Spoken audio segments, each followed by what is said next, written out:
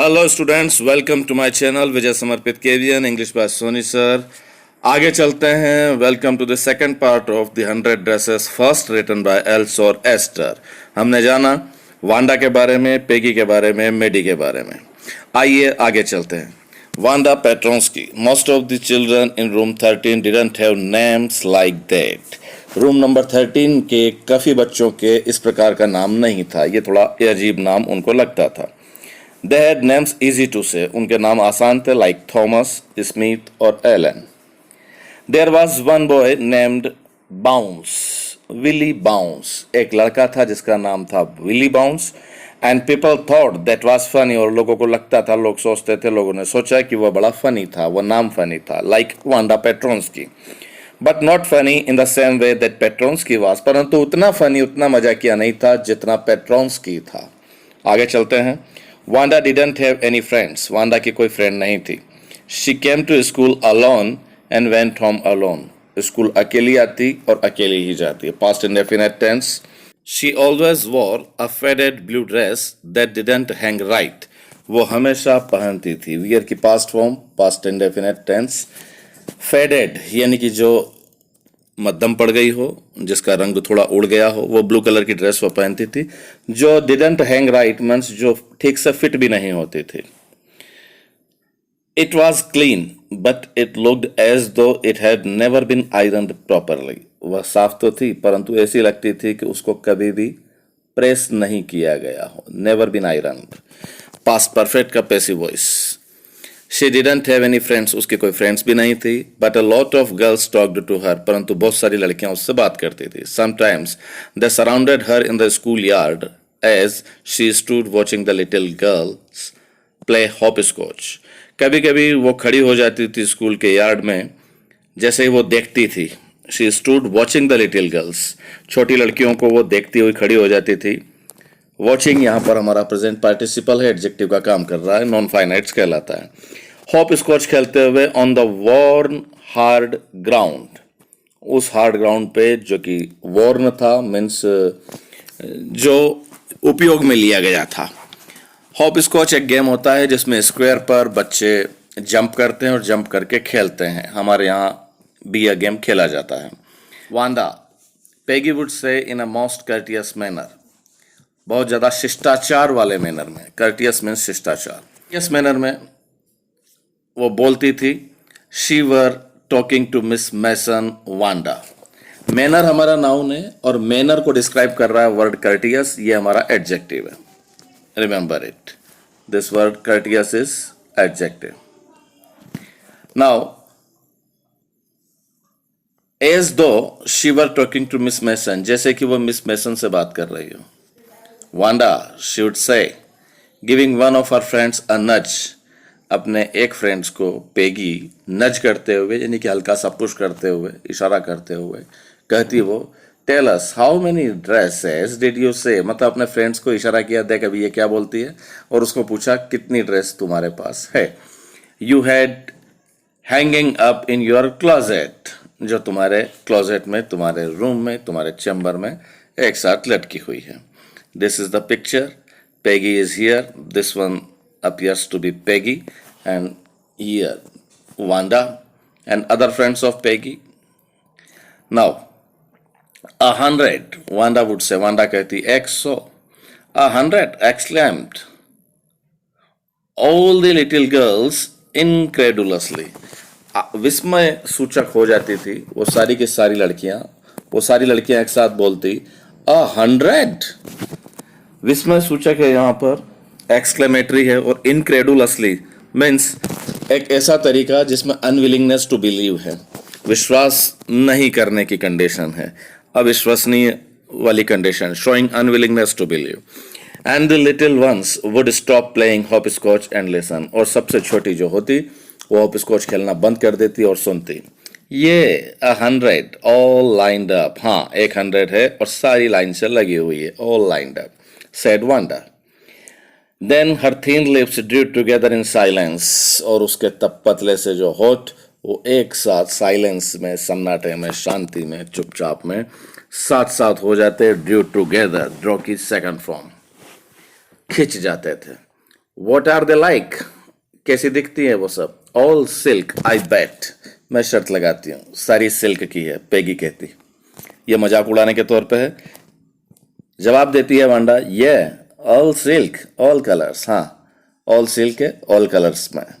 Velvet too, velvet colour भी, ये velvet to.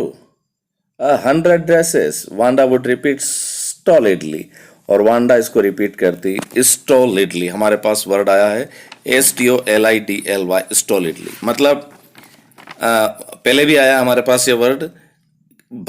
कोई भाव अपना दिखाना नहीं है, एक अपनी एक्सप्रेशंस, अपनी फीलिंग्स को छुपाते हुए। ऑल लाइंड अप, सारी लाइन में है, in my closet. Then they'd let her go, they'd यहाँ पे कॉन्ट्रैक्टेड फॉर्म में they would की, then they would let her go, तब वो उसको जाने देते, will की पास्ट फॉर्म के रूप में would। and then before she had gone very far, यहाँ पे should कॉन्ट्रैक्टेड फॉर्म में she had की। राइटर ने इस चैप्टर में, जैसा मैंने आपको बताया, कॉन्ट्रैक्टेड फॉर्म वुड और हैड दोनों के रूप में ली है, और हमें पकड़ना पड़ेगा फंक्शनल ग्रामर में कहाँ कौन सी रूप आई है। Before she had gone very far, इससे पहले कि वह बहुत दूर चली जाती, they couldn't help bursting into shrieks and peals of laughter, तो वे अपने आप को रोक नहीं पाते bursting into shrieks and peals of laughter, बहुत तेजी से चीखते चिल्लाते हुए हंसी में। जब किसी का मजाक उड़ा के उसके दूर चले जाने पे हम उसके पीछे हंसते हैं तेजी से, वो वाली condition. 100 dresses, obviously the only dress Wanda had was the blue one she wore every day, वास्तव में तो केवल एक ड्रेस जो उसके पास थी वो ब्लू वन वाली थी जो वो रोजाना पहनती थी। So why did she say she had 100, तो वो ऐसा क्यों कहती है कि उसके पास एक 100 है? What a story, कहानी क्या है? Exclamatory sentence. How many shoes did you say you had, कितने जूते हैं तुम्हारे पास, तुमने कहा? 60 pairs, 60 जोड़े। All lined up in my closet, सारे के सारे मेरे चेंबर में lined up. Then cries of exaggerated politeness greeted this, all alike.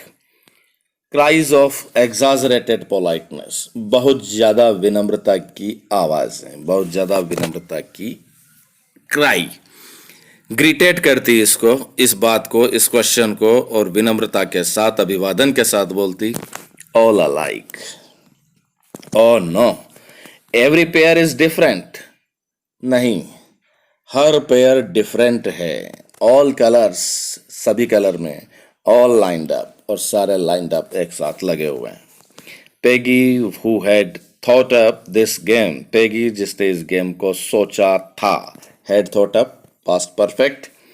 And Maddie her inseparable friend, और मेडी जो उसकी अलग न होने वाली फ्रेंड थी, were always the last to leave, वो हमेशा आखिरी में जाती थी, जाने वालों में लास्ट में थी। Finally Wanda would move up the street, her eyes dull and her mouth closed, आखिरकार वांडा उस स्ट्रीट में, गली में मूव करती, उसकी आंखें डल है, माउथ उसका क्लोज्ड है, आंखें डल हैं, यहाँ पे मतलब ये उसके दुख की कंडीशन है। Hitching her left shoulder every now and then in the funny way, अपने लेफ्ट शोल्डर को हिचिंग करते हुए, उचकाते हुए, यदा कदा एक फनी स्टाइल में। She had finishing the walk to school alone, वो करती थी उस शोल्डर को यदा कदा फनी वे में उचकाते हुए, और इसी तरीके से वो अपनी स्कूल तक की यात्रा को अकेले पूरी करते थे। Peggy was not really cruel, Peggy वास्तव में निर्दयी नहीं थे। She protected small children from bullies, वो छोटे बच्चों को प्रोटेक्ट करती थी बुलीज से, BULLIES, बुलीज। बुलीज मीन्स वो बच्चे होते हैं जो टेढ़े होते हैं, जो बदमाशी करते हैं। हमारे पास पहले भी आया है ये word. Those who use their strength और power to frighten weaker people, जो कमजोरों को डराने के लिए अपनी ताकत का प्रदर्शन करते हैं, उसको उपयोग में लेते हैं, दोज आर कॉल्ड बुलीज। तो वो प्रोटेक्ट करती थी छोटे बच्चों को बुलीज से। And she cried for hours if she सा एन एनिमल मिसट्रीटेड, और अगर वो किसी जानवर को देख लेती, जानवर के साथ ठीक से बिहेव नहीं हो रहा है, तो भी वो बहुत घंटों तक रोती। तो इससे हमें पता चलता है कि Peggy was not really cruel. Point to be noted for a question, if anybody had said to her don't you think that is a cruel way to treat Wanda? अगर कोई उसको यह कहता, had said, conditional sentence, if anybody had said, यदि कोई उसको यह कहता, कहा होता कि तुम्हें नहीं लगता कि यह ठीक तरीका नहीं है, ये क्रूअल वे है इस तरीके से वांडा के साथ बिहेव करना, एक निर्दयी तरीका, अगर कोई कहता, she would have been very surprised, तो वो बहुत आश्चर्यचकित होती। कंडीशनल क्लास, हमारा कंडीशनल जो सेंटेंस है, क्लास वहां पे आया है, यहाँ पे रिजल्ट क्लास है, तो वह बहुत ज्यादा सरप्राइज होती। क्रूअल, निर्दयी। वाई डिड द गर्ल से शी हैड 100 ड्रेसेस? तो वो कहती कि निर्दयी की बात करते हो, वो लड़की ने क्यों कहा कि उसके पास 100 ड्रेसेस है? दैट शी हैड 100 ड्रेसेस, यहाँ पे शी हैड, ये हैड मेन वर्ब की सेकंड फॉर्म के रूप में है, पास्ट इंडेफिनिट टेंस है। Anybody could tell that that was a lie, कोई भी यह कह सकता था कि वह एक झूठ था। पहला दैट कनेक्टिव है और दूसरा दैट एक डिस्क्राइबिंग वर्ड है जो उस झूठ के लिए आया है जो झूठ वांडा बोलती थी। According to Petty, according to Peggy. Why did she want to lie? वो झूठ क्यों बोलना चाहती है? And she wasn't just an ordinary person, और वो एक साधारण पर्सन नहीं थी। Else why did she have a name like that? और इसके अलावा उसका ऐसा नाम क्यों है, a name like that? Anyway, खैर, they never made her cry, उन्होंने कभी भी उसको रुलाया नहीं। मेड यहां पर कॉजेटिव वर्ब है, मेक की पास्ट फॉर्म के रूप में, प्रेरणार्थक क्रिया। As for Mary, this business of asking Wanda every day how many dresses and how many hats and how many this and that she had was bothering her. Mary के हिसाब से यह पूछना कि कितना क्या है यह उसको परेशान करता था। Mary was poor herself, वो खुद भी गरीब थी, Mary भी गरीब थी। She usually wore somebody's hand-me-down clothes, वो किसी के दिए हुए कपड़े पहनती थी। Thank goodness she didn't live up on Boggins Heights or have a funny name. अच्छा यह है कि वो बॉगिन्स हाइट्स में नहीं रहती थी और उसका कोई फनी नाम नहीं था, बल्कि गरीब तो वो भी थी और दिए हुए कपड़े पहनती थी। About the Maddie's characteristics. Sometimes when Peggy was asking Wanda those questions in that mocking polite voice, कभी कभी जब पेगी पूछ रही होती थी, was asking वांडा से उन्हीं प्रश्नों को, और वही मॉकिंग पोलाइट वॉइस में, विनम्रता की आवाज़ है पर मजाक उड़ाती हुई आवाज़ में, तो मेडी फेल्ट एम्बेरेस्ड, मेरी बहुत ज़्यादा एम्बेरेस्ड होती थी। एम्बेरेस्ड कंडीशन है अशेम्ड होना, बेचैन होना, परेशान होना। And studied the marbles in the palm of her hand, और इस एम्बेरेस्ड कंडीशन में वो उसके हाथ में जो मार्बल्स होते थे उनको स्टडी करती थी, मतलब उनको देखती रहती थी। ये ध्यान को उधर से हटाने का एक तरीका है। rolling them around and saying nothing herself, उनको रोल करते हुए हाथ में और कुछ नहीं कहती थी। Not that she felt sorry for Wanda, ऐसा नहीं कि वो दुखी फील करती थी, सॉरी फील करती थी वांडा के लिए। Exactly, वास्तव में she would never have paid any attention to Wanda, उसने वांडा की ओर कभी कोई अटेंशन नहीं दिया होता। Would never have paid, Wanda की तरफ उसने कभी कोई ध्यान नहीं दिया होता। इफ कंडीशनल सेंटेंस है। Peggy hadn't invented the dresses game, अगर पेगी ने ड्रेस वाले गेम को इन्वेंट नहीं किया होता तो उसने वांडा की ओर कभी ध्यान नहीं दिया होता। Conditional sentence type third. But suppose Peggy and all the other started in on her next, परंतु कल्पना करो, उम्मीद करो, पेगी और बाकी सभी ने स्टार्ट कर दिया ऑन हर नेक्स्ट, अगला गेम वापस उसके ऊपर। शी वाजंट एज पुअर, क्योंकि क्या है कि मेडी को ऐसा लगता था, उसे लगता था कि ऐसा नहीं हो कि अगला गेम उसके ऊपर शुरू कर दे ये पेगी, ये वाली बात है यहाँ पे। She wasn't as poor as Wanda, वो वांडा की तरह इतना गरीब तो नहीं थी, perhaps, but she was poor, परंतु गरीब तो थी। Of course she would have more sense than to say she had 100 dresses, वास्तव में उसके पास ये ज्यादा सेंस था ये कहने की बजाय कि मेरे पास 100 ड्रेस है। वांडा किस रूप में बोलती थी? छुपाने के लिए, लेकिन मेडी को इतना सेंस तो था कि वो ये कहे या नहीं कहे, इससे ज़्यादा उसको सेंस था, ऐसा नहीं कहे वो कि उसके पास भी 100 ड्रेस है या ऐसा कुछ। Still she would not like for them to begin on her, फिर भी वो नहीं चाहती थी उनके लिए कि वो उसके साथ शुरू हो। She wished Peggy would stop teasing Wanda Petronski. कहने का मतलब यह है वो पसंद नहीं करती थी उनके लिए कि वो उसके ऊपर शुरू हो, उसको चिढ़ाए। वो इच्छा करती थी कि पेगी जो है स्टॉप कर दे वांडा पेट्रोंस्की को चिढ़ाना। Stop teasing Wanda Petronski. यहाँ टीसिंग जीरंड है, नाउन है, ING form of verb working as noun called gerund, that is teasing. ये वुड विल के पास्ट फॉर्म के रूप में है। विल स्टॉप का वुड स्टॉप हुआ है because of the narration, because of the reported speech.